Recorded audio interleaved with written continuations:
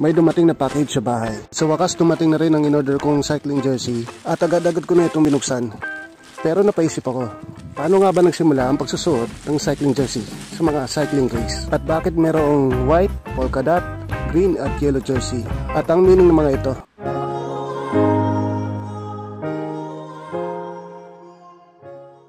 Kung mahilig ka magbisikleta, malamang nakapagsuot ko na rin ng cycling jersey. Pero naisip mo na rin ba kung kailan at paano nagsimula ang pagsusuot nito? Sa mga cycling race event o pwede rin napagkasundo ng tropa para sa susunod na group ride at pandagdag forma na rin. Maganda rin kasing tingnan pag nakasuot ka ng cycling jersey. Feeling pro. Ang galing! Ang galing! Nagsusuot rin ba kayo ng cycling jersey tuwing may ride? Paki-comment naman sa ibaba. Umpisahan natin sa yellow jersey. Sa pagsisimula ng Tour de France noong 1903 ay walang malinaw na tagapagpaywatig kung sino ang nangunguna sa karera. At ang ibinibigay lamang sa nangunguna sa torneo ng mga panahon na yon ay isang kulay green na armband. Kaya hirap matukoy ng mga journalist na nagko-cover ng racing event ng mga panahon na yon kung sino ang nangunguna. Year 1919, 4 na taon matapos ang unang digmaang pandaigdig, ay muling idinaos ang Tour de France. Si Henry de Grange na noong race director at isa sa founding member ng Tour de France ay napagdesisyonan niya sa halip na kulay green na armband ay yellow jersey na lang ang ipasusuot sa magiging race leader ng karera. Mas madali nga namang makikita yung may suot na yellow jersey kaysa may suot ka lang na armband.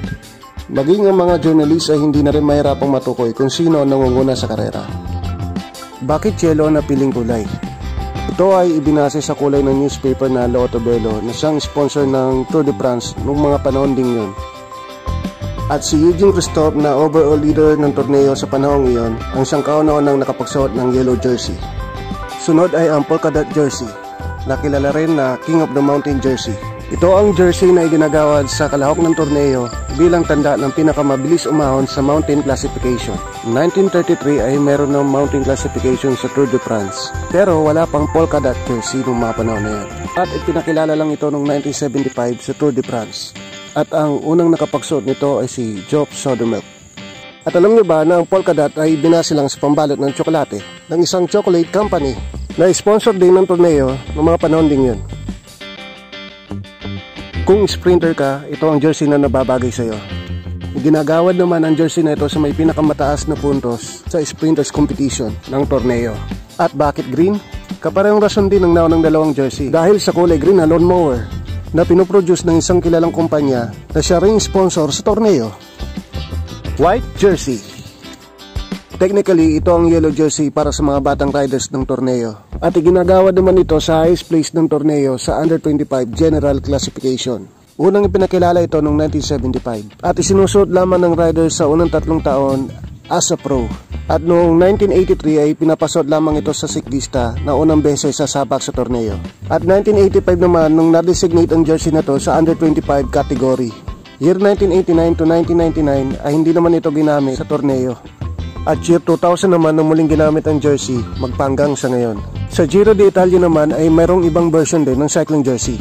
Pink jersey naman para sa overall leader ng karera, purple naman para sa sprinters jersey, at blue naman para sa climbers jersey. At ang huli, rainbow jersey na ginagawad lang sa World Cycling Championship. At syempre, meron ding jersey na ibinibigay para sa huling nakatapos ng karera, ang Lantern Rouge jersey. Ang galing! Ang galing! At mabalik tayo sa Tour de France. Bagamat si Eugene Christophe ang unang nakapagsuot ng yellow jersey, ay hindi naman siya nagkampiyon sa Tour de France noong 1919. At si Firmin Lambeau ang nagkampiyon. Ganon din kay Joop Zoetemelk na unang nakapagsuot ng polka dot jersey, ay hindi rin siya nagkampiyon. At napagwagian ito ni Bernard T. Binet. At yan ang kwento sa likod ng cycling jersey. Ikaw, anong paborito mong cycling jersey?